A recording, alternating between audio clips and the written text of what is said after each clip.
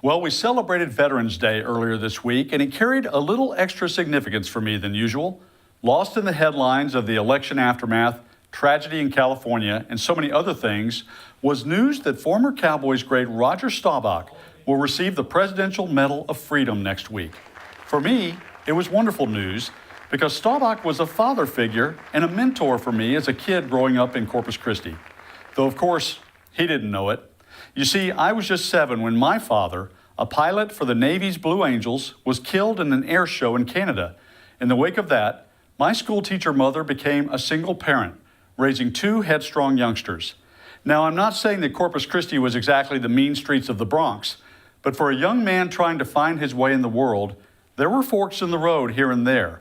So often, when I came to those choices, my mom would ask, what would Roger do?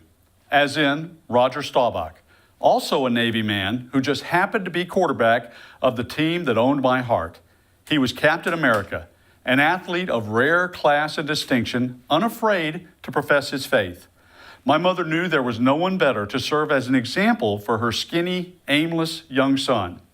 The Cowboys became America's team, with Staubach and Tom Landry running things, winning Super Bowls in 1971 and 77, my senior year of high school. Staubach went on to 6 Pro Bowls, and Dallas never had a losing season in his 8 years as a starter. Not long after his retirement, he was inducted into the Pro Football Hall of Fame. Next week, he gets another major recognition at the White House, and it will be the latest deserving honor for the man and his legacy.